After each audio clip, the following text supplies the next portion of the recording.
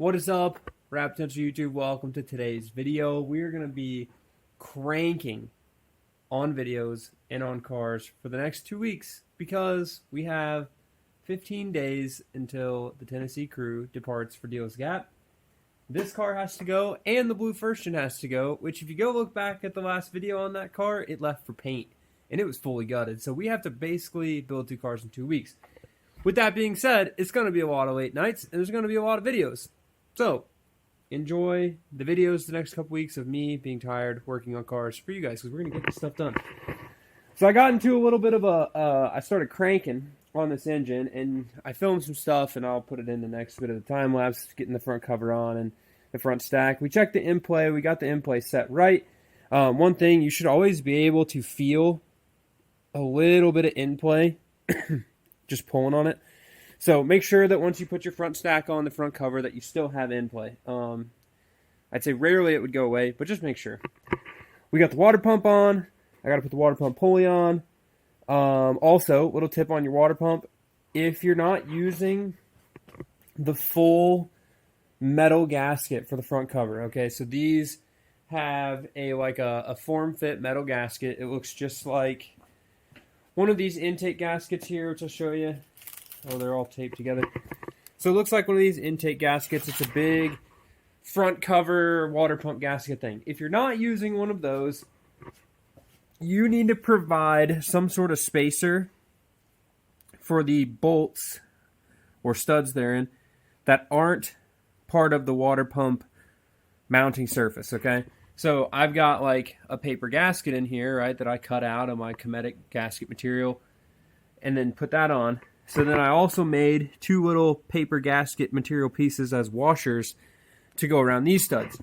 Reason being, if you don't do that, or you don't have the super paper thin steel washer still that these come with from the factory, when you tighten down these other 2 bolts, it's going to tweak the water pump over and your water pump seal will leak right here. It'll leak coolant out of it. So I typically don't tighten these bolts down. You can see I can loosen this by hand. I tighten these bolts down, the alternator bracket bolt down, let all that stuff set up, and then I just barely snug the other ones because you don't want to cock that water pump sideways and let it leak. This is a horrible coolant leak to fix once it's in the car. I'm about ready to flip this thing over and get the flywheel installed. Unfortunately, I didn't think preemptively and clean this oil pan really well before, right now. So there's still some oil that was in it. So I flushed it with some brake cleaner. We're letting all that drain out. You don't want to put your oil pan on and it have residue and stuff in it. That's just going to make it leak. And I don't use an oil pan gasket on these cars. Every time I used one, it leaked. So I just use RTV black and glue it on. This also has, which is huge if you've taken your oil pan off, an oil pan brace. I don't know who made it, but it's an oil pan brace. These oil pans are super thin. And you can see right here, it's a little bit bent.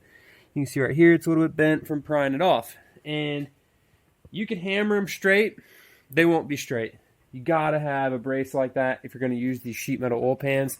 I know there's companies like Built to Apex and maybe another company that makes built aluminum oil pans for these, but largely those aren't common. It's not like a Moroso pan for a small block Chevy where you can get one for $300 or whatever from Summit and just slap it on there. These are a little bit different. So we do have the brace kit and studs, which I got to clean all these little studs, Allen key studs and nuts. It's kind of annoying, but no big deal. So I'm getting that put on, which you guys will see here in a second. And my goal for tonight is to get this thing sat in the car. I do need to put the lower intake manifold on it as well. I can do that in the car, but I really just want to get the engine set in there because that's a huge step. The rest of this stuff goes pretty quick. I will have to put the turbo kit on. Shoot. Okay. If I'm remembering.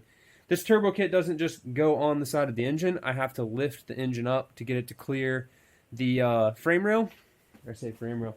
To clear the strut tower. The turbo nearly rubs right here. So, whilst lowering the engine in, I'm going to put the lower intake manifold on over here. Whilst lowering the engine in, I'm going to have to set that turbo kit on there. It's a real pain to finagle the engine into the transmission with the turbo kit on it. Once you get the engine hooked to the trans, turbo kit goes on super easy. We'll hook the AC up. drop that thing in there. So got a lot of work cut out for us. It's already late. One of the big things I've been working on just in my life outside of this is staying in shape. So I've been riding my mountain bike, and it's been raining, so I've been riding my little road bike on the trainer when I get home from work, and it gives me a lot of extra energy. You'd be surprised, guys, at how much, like, going on a ride like that, when I get done with dinner, I'm like ready to go out to the shop and work, versus if I just come home from my regular day job and then come out here, I'm kind of gloomy. So we're going to get cranking, get this thing in the car.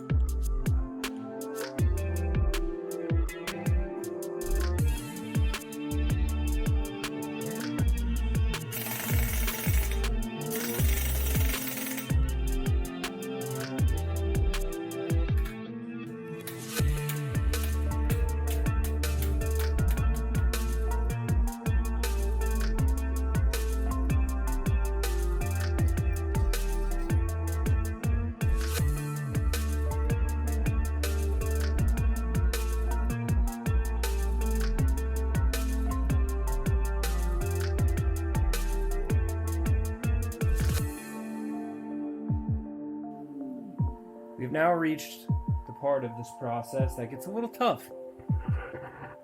I've already done the parts that are really hard for me to show on camera, so I'll talk you through it. We'll go into the car. We'll do the rest of it. And no, I'm not talking about the pull style clutch thing. That's super easy. It just pops in. I'm talking about engine mounts. Alright. The process is get the engine into the transmission. Do not put the mounts on your engine until you have all the bell housing bolts tight and you know that the bell housing is sucked down to the engine flush. It's not cockeyed, not weird, you have something pinched in it. Once you get that done, raise the engine and transmission up just about as high as they'll go. They'll give you the most space at the bottom. Then you're going to put the engine mounts on the bottom of the engine. Once you do that, you're going to lower the engine down until I'm going to say the left side, okay, driver's left side engine mount touches the frame. That's typically how it's going to like set in there this way and fall over this way. Once that one touches the frame, you're going to want to take a screwdriver. There's a little slot, which I'll show you here in a second, and pry the stud so it pops down into the hole. Once that happens, this engine still is not supported on the left side, or the driver's right side, sorry. So you've got the driver's left in, you're working on driver's right. Then you need to get back up, lower the engine hoist down, hear the driver's left side falling in, so you know that the right side's still just sitting there. Leave a little bit of upward tension on this just so it makes it easy for this other side to pop down in there. And I'll show you what you got to do to line this bolt up, if you can see it. One of these days, guys, we'll have a big shop, bigger shop, and a lift. Okay, so hopefully this is going to be really hard for me to do. The whole filming and doing the action. Okay, I can't see what you're seeing, but I'm going to assume you're seeing what you need to see. See this hole right here in this crusty subframe? This is so you can access the engine mount, okay, from the bottom because it's buried in the subframe. So I'm going to pry, there's the stud, back on the stud, and it should fall into this hole. And you'll see it, how I can do it from here.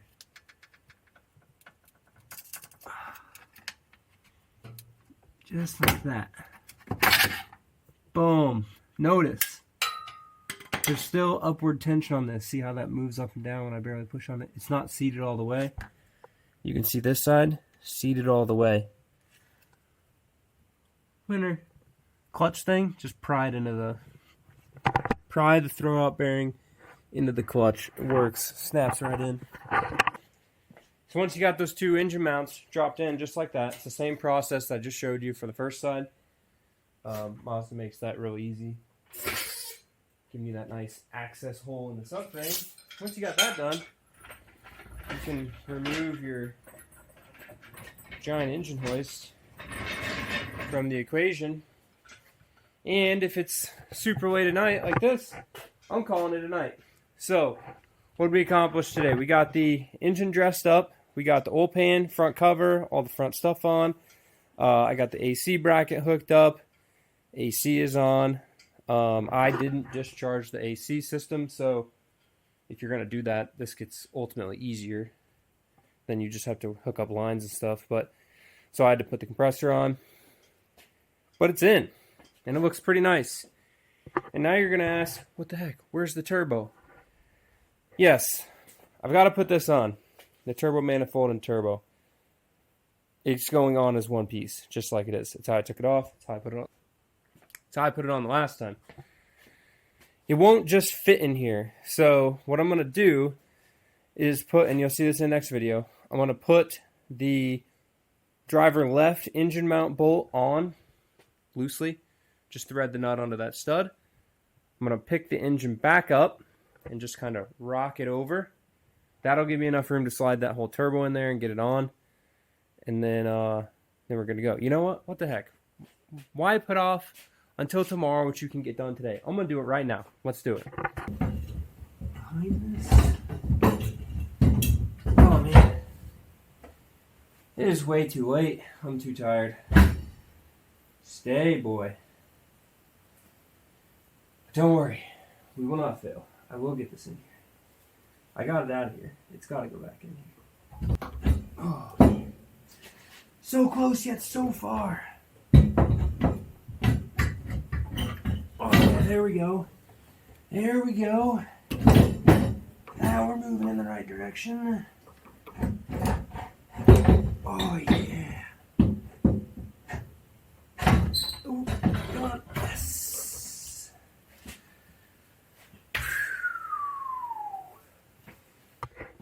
Man, that didn't take that long. 10 minutes, 5, not even 3 minutes. Just frustrating because it's late at night. The turb ski is on. It's a little GT35R. Very similar to the one I got on the shelf over there. But this one's obviously not smoked. So, it's in there. I gotta crawl down in there and still put all the turbo manifold bolts on and crank that thing down to the engine. Which is not too bad because this is like a long runner forward deal. So it's really not in a bad spot. Other than the fact that there's like definite, some little bit of contact probably happens right there if I had to guess. Especially if you like launch this thing. But launching an FD breaks stuff. And FDs just, well, they always break. But that's a good way to break it. Didn't know that fender was a bit. Anyways, I'll quit waxing on about my FD philosophies, and we're going to call it a night. So, thank you guys very much for checking out the videos. Comment below any questions you got, things you want to learn about these cars. Always trying to teach you guys something in every video. It's got to have some value to learning this stuff, learning about these things, learning how to put stuff together, just like the engine mounts, just like oil pan stuff, just like whatever. Drop a comment. I'll answer your questions in the next video. Do my best. And let me know what you like and dislike. But with that, thank you guys for watching. We'll see you guys in the next one. Keep it rad. Let's go find the dog. Here she comes. Come here. Come on. I know it's late. You like already took a nap and then went more exploring. Alright, Letty, big question. Do we import an FD now, or do we import an FD when I can get a 2001 Type R? Jump if yes. Yeah, she knows what's up.